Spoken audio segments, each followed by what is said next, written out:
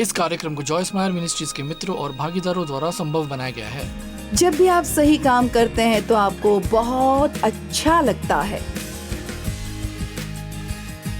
ये हो जाने के बाद और आपके शरीर में से थोड़ी ताकत निकल जाने के बाद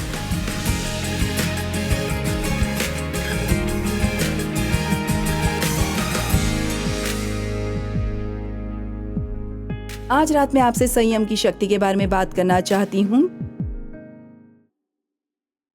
जो वास्तव में आत्मनियंत्रण है।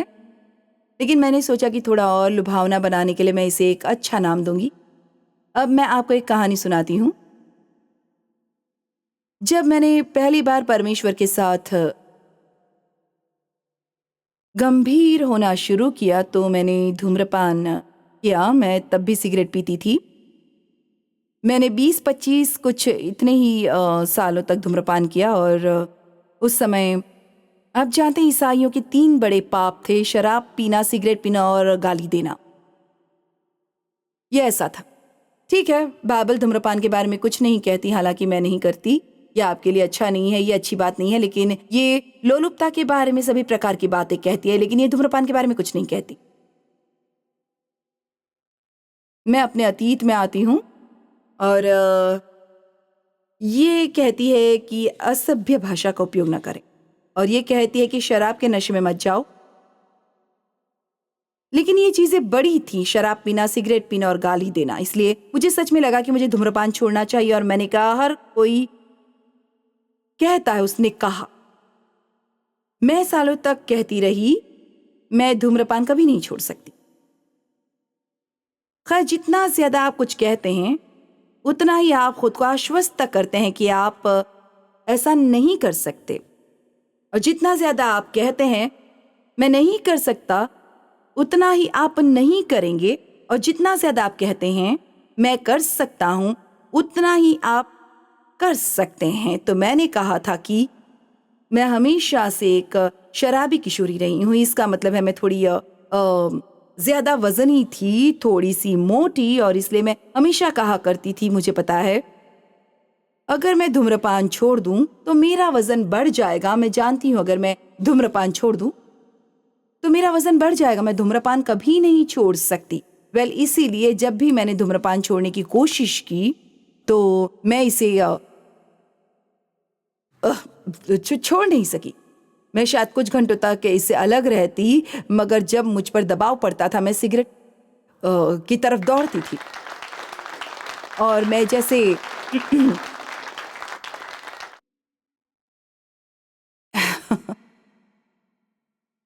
एक बार मैंने परमेश्वर से कहा, आप मेरे साथ इतनी सख्ती क्यों करते हैं? और मैं बाकी सभी लोगों को जानती हूँ जो ईसाई भी हैं, और ऐसा लगता है कि वे इतनी सारी चीजें करते हैं जो आप मुझे करने नहीं देते। लेकिन उन्होंने कहा, देखा, तुमने मुझसे बहुत कुछ मांगा है, तुम इसे चाहती हो या नहीं?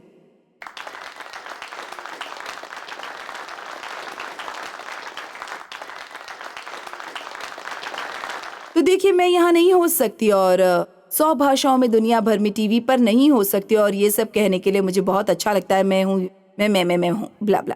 लेकिन मुझे संकरे मार्ग पर चलना होगा और उस चौड़े मार्ग से हटना होगा जो विनाश की ओर जाता है। तो इसका मतलब है मुझे अपनी आत्मिक प्रगति में, जहां अब मैं हूं, अपनी सबसे अच्छी क्षमता पाने के लिए मुझे खुद को परमेश्वर के अधीन रहना जरूरी है। इसलिए शैतान मेरे जीवन को नहीं चला सकता। आमीन।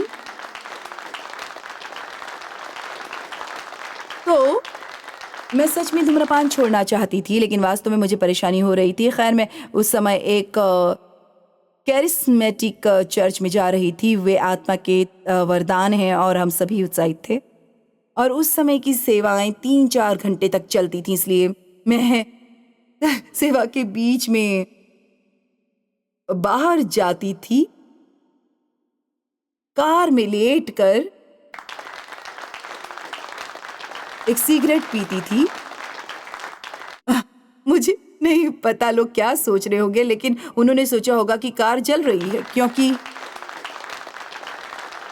मेरा मतलब है मैंने ऐसा किया है। खैर, मुझे किसी ने नहीं सिखाया जो मैं आपको सिखा रही हूँ, मुझे ये सब परमेश्वर से मिलता था। तो बस आप खुश रहिए कि ये आप में डाला जा रहा है, जिसे पाने के लिए मुझे भुगतान करना पड़ा था। आमीन। तो किसी ने भी अंगीकार की सामर्थ्य के बारे में इन चीजों को नहीं सिखाया, लेकिन परमेश्वर ने मुझे सिखाया। और इसलिए मैंने काम से घर जाते समय रात में राजमार्ग पर गाड़ी चलाना शुरू किया और मैंने सिगरेट पीते हुए कहा, मैं धूम्रपान नहीं करती। सिगरेट से बदबू आ रही है, ये मुझे बदबूदार बना रहे हैं, ये एक भयानक गवाह है और मैं सिगरेट नहीं पीती। मुझे सिगरेट पीने से नफरत है। क्या आप जानते हैं 2 सप्ताह के भीतर मैंने नौकरी छोड़ दी थी।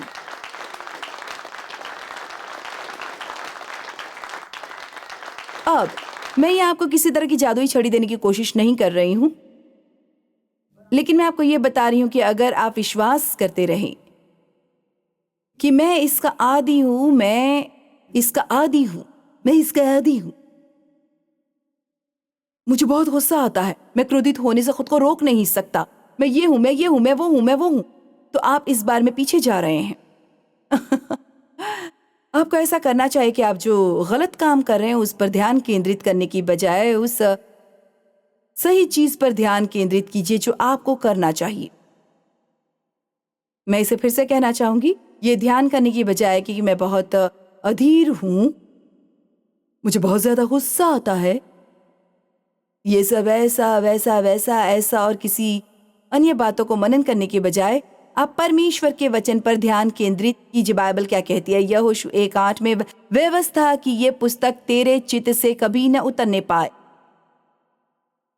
इसी में दिन रात ध्यान दिए रहना, इसलिए कि जो कुछ उसमें लिखा है उसके अनुसार करने की तो चौकसी करे। जैसे ही आपका मन नवीनीकृत होता जाता है और आप मानते हैं कि आप वही हैं जो परमेश्वर कहते हैं कि आप हैं, और आप वो कर सकते हैं जो परमेश्वर कहते हैं कि आप कर सकते हैं।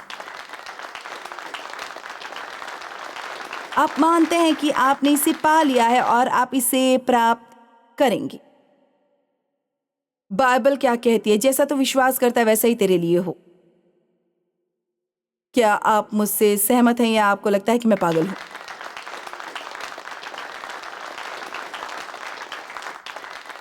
तो अपने बारे में इन सभी बुरी बातों को कहना बंद कीजिए। इस बार में बात कीजिए कि आप आत्मा में कौन हैं। बाइबल गलातियों 5 में कहती है, क्योंकि शरीर आत्मा के विरोध में और आत्मा शरीर के विरोध में लालसा करती है और ये एक दूसरे के विरोधी हैं। तो आप और मैं कुछ करना चाहते हैं और उसी समय कुछ करना भी नहीं चाहते हैं। मैं हर समय घर पर व्यायाम करती हूँ, लेकिन ये बहुत आसान है क्योंकि मेरे पास एक ट्रेनर है जो मेरे घर पर आता है। वो सभी मशीनों को सेट करता है, वो मेरे लिए वजनों को लगाता है और वो मुझे बताता है कि क्या करना है। वो वजनों को बढ़ाता है। जब मैं वहाँ व्यायाम करने जाती हूँ तो मुझे ये सब कुछ खुद करना पड़ता है, मुझे ये करना पड़ता है। और इसलिए कभी कभी जब मैं घर से दूर होती हूँ तो मैं जितनी बार घर में व्यायाम करती हूँ उतनी बार नहीं करती। और कल नहीं लेकिन परसों मुझे वास्तव में पता चला कि मुझे पैदल चलना होगा, लगभग 2 मील तक पैदल चलना होगा और मुझे व्यायाम की भी जरूरत है। खैर, मैं आगे और पीछे हो रही थी। मैं व्यायाम करना चाहती थी, मैं व्यायाम करना नहीं चाहती थी। मैं चलना चाहती थी, मैं चलना नहीं चाहती थी। क्या आपने कभी ऐसा महसूस किया है? पौलुस, मैं कैसा अभागा मनुष्य हूँ। मेरी समस्या क्या है? जो चीज मैं करना चाहता हूँ वो मैं नहीं कर सकता, जो चीज मैं नहीं करना चाहता मैं वही कर रहा हूँ। मेरी समस्या क्या है? खैर, समस्या यह है कि आपकी आत्मा और आपका शरीर एक दूसरे से झगड़ रहे हैं। लेकिन अगर आपको थोड़ी सी भी आत्मिक जानकारी है तो आपको ये जानने के लिए परामर्श देने की आवश्यकता नहीं है कि कौन सा काम करना सही है, और वो आपको करना चाहिए। आमीन, आपको किसी भविष्यवाणी या परमेश्वर के किसी विशेष वचन की आवश्यकता नहीं है। आपको अपने परामर्शदाता को देखने जाने की जरूरत नहीं। मैं जानती हूँ कि सही काम करना यानी पैदल चलना और व्यायाम करना था। जब भी आप सही काम करते हैं तो आपको बहुत अच्छा लगता है। ऐसा करने के बाद और आपके शरीर में से थोड़ी ताकत निकल जाती है। इसलिए जब भी आप ऐसा करते हैं तो आपके शरीर में से थोड़ी ऊर्जा निकल जाती है और आपके शरीर में से थोड़ी ऊर्जा निकल जाती है, फिर बहुत जल्द आप पर उस चीज का कोई नियंत्रण नहीं रहता। आमीन। क्या आप समझ गए? ठीक है। अब जिस चीज ने मेरे अंदर इस संदेश को उभारा है वो वास्तव में यीशु के बारे में है। इब्रानियों 4:15-16 कहता है, क्योंकि हमारा महायाजक ऐसा नहीं जो हमारी निर्बलताओं में हमारे साथ दुखी न हो सके। तो परमेश्वर का शुक्र है यीशु हमें समझते हैं, क्योंकि वो हर तरह की परीक्षा से गुजरे हैं जैसे कि हम अब तक हैं। उन्होंने कभी पाप नहीं किया, इसलिए वो उन हर चीजों से गुजरे हैं जिसमें से हम गुजरे हैं। उन्होंने हमेशा अपने पिता की इच्छा पूरी की। वो हमारे महायाजक हैं और ये नई वाचा के अंतर्गत अद्भुत है। पुरानी वाचा में महायाजक वर्ष में केवल एक ही बार पवित्र स्थान में ले जा सकते थे और उन्हें लहू के साथ अंदर जाना पड़ता था। उन्हें अपने और लोगों के पापों को, क्षमा न किए गए पापों को नहीं बल्कि लहू से ढके हुए पापों को लेकर जाना पड़ता था। इसलिए उन्होंने दोष भावना को महसूस करना कभी नहीं छोड़ा, क्योंकि उनका पाप हमेशा से था। ये सिर्फ ढका हुआ था। परंतु आज सुबह मैंने इब्रानियों 8, 9 और 10 में पढ़ा, सिर्फ अपने आप को तरोताजा करने के लिए। और ये बहुत सुंदर है, क्योंकि परमेश्वर एक नई वाचा बताते हैं, जो मैं तुम्हारे साथ बांधता हूँ। मैं तुम्हारे पापों को क्षमा करूंगा और मैं उन्हें भूल जाऊंगा और मैं उन्हें याद तक नहीं रहूंगा। वो उन्हें ढकते नहीं हैं बल्कि वो उनको खत्म कर देते हैं।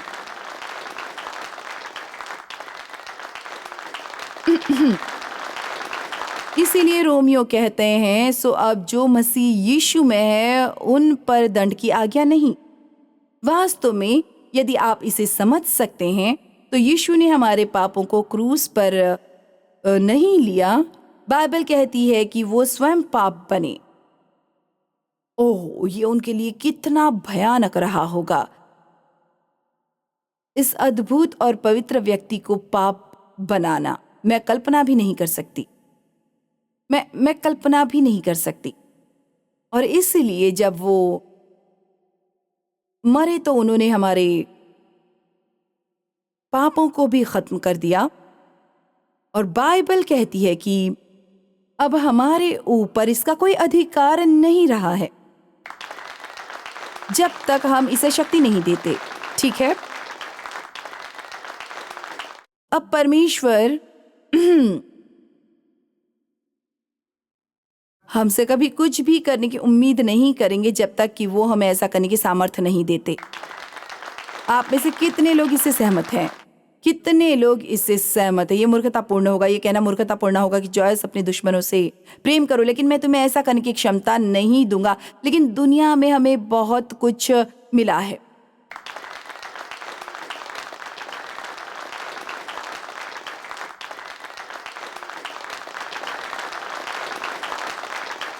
अब सब कुछ एक बीमारी है। ये अब पाप नहीं रहा, ये एक बीमारी है और ये सिर्फ एक बहाना है।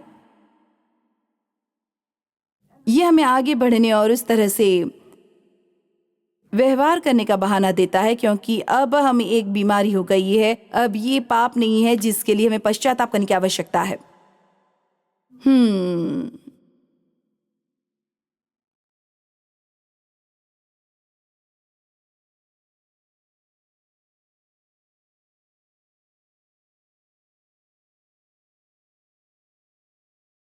रोमियो 6:9, क्योंकि हम ये जानते हैं कि मसीह मरे हुओं में से जी उठकर फिर मरने का नहीं, उस पर फिर मृत्यु की प्रभुता नहीं होने की खैर, जब वो मर गए तो हम भी मर गए, इसलिए मृत्यु का अब हमारे ऊपर कोई नियंत्रण नहीं है। आपको किसी भी तरह से आकार में या रूप में मृत्यु से डरने की जरूरत नहीं, क्योंकि आप कभी मरेंगे।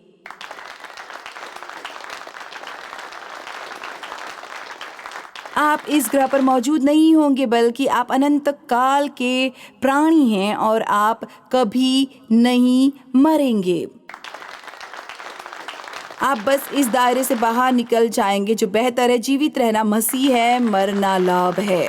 आमीन।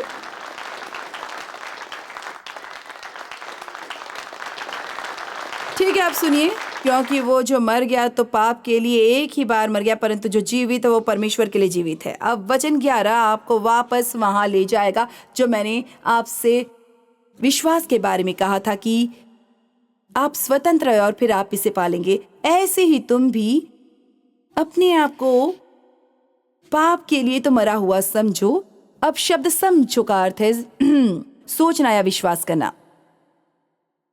ऐसे ही तुम भी अपने आप को पाप के लिए तो मरा, परंतु परमेश्वर के लिए मसीह यीशु में जीवित समझो। अब इसलिए है क्योंकि ये उस चीज को संदर्भित करता है जिसे हमने अभी पढ़ा है। इसलिए पाप तुम्हारे मरणहार शरीर में राज्य न करे कि तुम उसकी लालसाओं के अधीन रहो।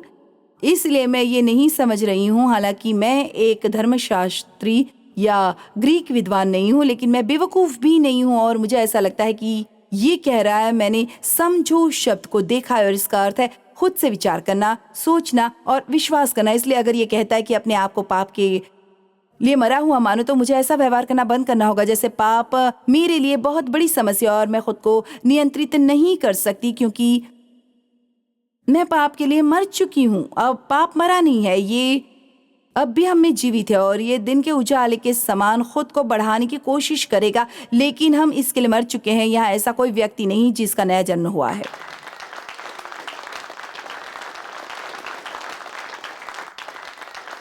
आप इसे नहीं चाहते हैं और जब आप पाप करते हैं तो आप इससे नफरत करते हैं, और ऐसा इसलिए क्योंकि आपके अंदर परमेश्वर जीवित हैं। आमीन। तो अपने आप को पाप के लिए मरा हुआ समझिए, और अगर आप पाप करते भी हैं तो जब आप इसमें गिर जाते हैं तो कहिए मैं इसके लिए मर चुका हूं। पश्चाताप कीजिए, अंगीकार कीजिए आपने ऐसा किया है। परमेश्वर से आपको क्षमा करने के लिए कहिए। अगर आपको किसी से माफी मांगने की जरूरत है तो माफी मांगे। वो सब कुछ कीजिए जो आपको करने की आवश्यकता है, लेकिन फिर भी कहें मैं इसके लिए मर चुका हूं और मेरा ऐसा करना जारी रखूंगा।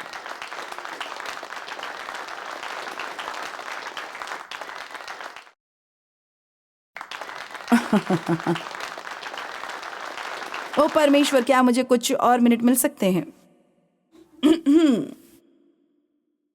वो बात जिसने इस संदेश को लाया वो ये थी कि मैं सोचने लगी कि यीशु के लिए खुद को नियंत्रित करना कितना कठिन रहा होगा। जरा सोचिए कि जब वो उन 40 दिनों में जंगल में थे और शैतान उन्हें ताना मार रहा था, वो उपवास कर रहे थे, और जब वो बहुत भूखे थे तो शैतान ने उनसे कहा उनके 40 दिनों तक उपवास करने के बाद, यदि तू परमेश्वर का पुत्र है। शैतान हमेशा हमारी पहचान पर हमला करता है। यदि तू परमेश्वर का पुत्र है तो कह दे कि ये पत्थर रोटियां बन जाए। खैर, अगर यहां मैं होती तो मैं शायद थोड़ा नाश्ता कर लेती, शायद ज्यादा नहीं लेकिन थोड़ा सा नाश्ता। तुरंत यीशु से कहा, लिखा है हम अभी भी नहीं समझते कि यह कितना शक्तिशाली है। लिखा है कि मनुष्य केवल रोटी ही से नहीं परंतु हर एक वचन से जो परमेश्वर के मुख से निकलता है जीवित रहेगा। और फिर ऐसा तीन बार हुआ। मैं सब कुछ नहीं पढ़ूंगी, लेकिन मुझे ये पसंद है। शैतान उन्हें ऊंचे पर ले गया। मेरा मतलब है शैतान उसे एक ऊंचे पहाड़ पर ले गया और उसे दुनिया के सारे राज्य और उनके सभी वैभव दिखाए, और उसने कहा यदि तुम झुककर मुझे दंडवत करोगे तो ये सब मैं तुम्हें दे दूंगा। एम्प्लीफाइड बाइबल कहती है सिर्फ एक बार, बस एक झूठ। ये सिर्फ एक छोटा सा समझौता है, बस थोड़ा सा। बाकी के सभी लोग ऐसा करते हैं। खैर, मैं आपसे एक सवाल पूछती हूँ। अगर मैंने यहाँ चॉकलेट चिप्स वाले बिस्किट का एक बड़ा बैच तैयार किया और मैंने इसमें थोड़ा सा कुत्ते का मल मिला दिया,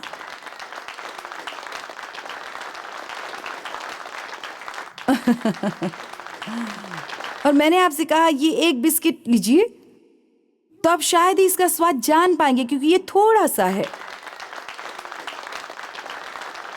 पर ऐसा नहीं है, आप सब काफी बुद्धिमान हैं और ये बिस्किट नहीं खाएंगे, तो हम इतने मूर्ख क्यों हैं?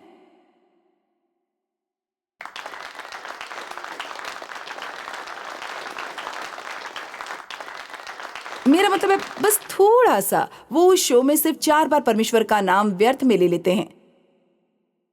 ठीक है, मैं यहाँ शुरू नहीं करूंगी, आपको ये पसंद नहीं आएगा।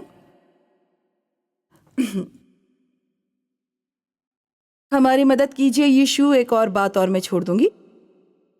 जब वो गतसमनी के बाग में थे, मैं यीशु जैतून के पहाड़ पर गए। मुझे लगता है आप जानते हैं कि मैं कहाँ पर हूँ। लूका 22:39। तब तक वो बाहर निकलकर अपनी रीति के अनुसार जैतून के पहाड़ पर गया और चेले उसके पीछे हो लिया और उसने उनसे कहा, प्रार्थना करो कि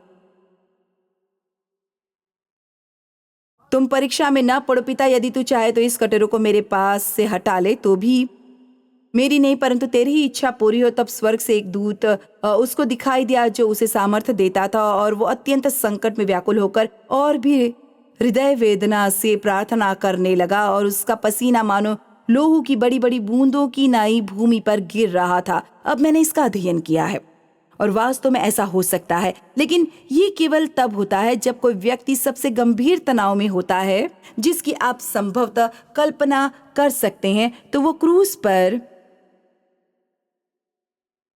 न जाने के प्रलोभन का कितना विरोध कर रहे थे। आइए आज रात हम समझेंगे कि यीशु क्रूस पर गया और हमारे लिए मरे, लेकिन वो ऐसा नहीं चाहते थे। मुझे लगता है, हमें लगता है कि वो ऐसा करना चाहते थे, पर वो ऐसा नहीं चाहते थे। जितना वो क्रूस पर जाना नहीं चाहते थे, उससे कहीं ज्यादा वो अपने पिता की आज्ञा का पालन करना चाहते थे। तो यहाँ निष्कर्ष ये है, हो सकता है कि आप गलत काम करना चाहें, लेकिन क्या आप गलत काम करने से ज्यादा परमेश्वर की आज्ञा का पालन करना चाहते हैं? ठीक है, मैं इसमें मदद नहीं कर सकती, बस मैं परीक्षा में पड़ गई और ये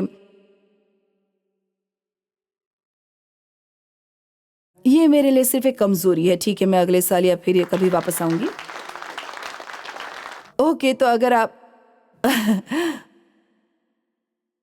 खैर, जब सैनिक उन्हें लेने के लिए आए तो पतरस ने जल्दी से अपनी तलवार बाहर निकाली और एक कान काट दिया। उसने तलवार से अच्छी तरह से मारा होगा ताकि सिर्फ कान कटे और कुछ न कटे। तब यीशु ने कहा, नहीं नहीं नहीं नहीं नहीं नहीं नहीं। उसने कहा, क्या तू नहीं समझता कि मैं अपने पिता से विनती कर सकता हूं और वो स्वर्गदूतों की 12 पलटन से अधिक मेरे पास अभी उपस्थित कर देगा, यानी 72,000 स्वर्गदूत। तो वो कह रहे थे, मुझे ऐसा करने की जरूरत नहीं है। अगर मैं ऐसा नहीं करूंगा तो परमेश्वर मुझ पर नाराज नहीं होंगे, लेकिन उन्होंने मुझे ऐसा करने के लिए कहा है। ये देखते ही मेरे होश उड़ गए। और मत्ती में ये कहता है कि वो 2 बार गए और परमेश्वर से प्याला हटा लेने के लिए कहा। इस पुस्तक में 3 अलग अलग बार ऐसा कहा गया है कि पिता, यदि तू चाहे तो इस कटोरे को मेरे पास से हटा ले, तो भी मेरी नहीं परंतु तेरी ही इच्छा पूरी हो। तो मुझे लगता है कि आज रात मैं जो कुछ कह रही हूँ ठीक है। मुझे नहीं लगता कि मैं क्या पूछ रही हूँ। यीशु ने एक बहुत ही अद्भुत काम किया, वो क्रूस पर मरे, लेकिन ये वो नहीं है जिसके बारे में मैं बता रही हूँ कि वो नर्क में गए। नर्क और मृत्यु की कुंजियां शैतान से छीन ली। ये वो नहीं है जिसके बारे में मैं बात कर रही हूँ कि वो मृत्यु में से जी उठे, अपने लहू को स्वर्ग में परम पवित्र स्थान में ले गए और इस अनुग्रह के सिंहासन पर डाल दिया। वो वापस आए और उन्होंने स्वयं को अपने शिष्यों और कुछ अन्य विश्वासियों के सामने 40 दिनों तक का प्रकट किया। ऐसा कुछ भी नहीं है जो कहता है कि उन्होंने स्वयं को किसी अविश्वासी के सामने प्रकट किया, फिर वो चले गए। खैर, सबसे अद्भुत चीज ये थी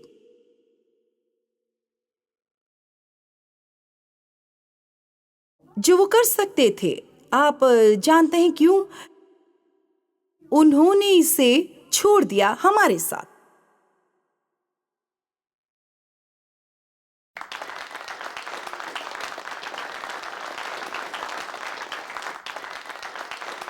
उन्होंने कहा, ठीक है, मैं पवित्र आत्मा, तुम्हारा सहायक, तुम्हें मजबूत करने वाला तुम्हारे बीच में भेज रहा हूं, और अब तुम मेरे व्यक्तिगत प्रतिनिधि हो जो मेरे लिए दुनिया से अपील करोगे। उन्होंने जो शुरू किया है उसे खत्म करने के लिए उन्होंने हमारे साथ इन्हें भेजा है। कितना अद्भुत है! वो बस चले गए और उन्होंने कहा मैं वापस आने वाला हूं, लेकिन उन्होंने ये नहीं बताया कि कब। तो हमें क्या करना है? हमारे पास एक काम है, और मुझे आशा है कि आप उन 1,88,000 में से एक नहीं है जिन्होंने वो पोस्ट देखी थी जिसमें कहा गया है बैठे रहो और कुछ मत करो, क्योंकि जो लोग ऐसा कर रहे हैं उसमें परमेश्वर की जरा भी इच्छा नहीं है। हम सभी के पास वरदान है, हम सभी के पास प्रतिभाएं हैं, हम सभी के पास योग्यताएं, और हमें उनका उपयोग करना चाहिए। कम ऑन, परमेश्वर को महिमा दीजिए।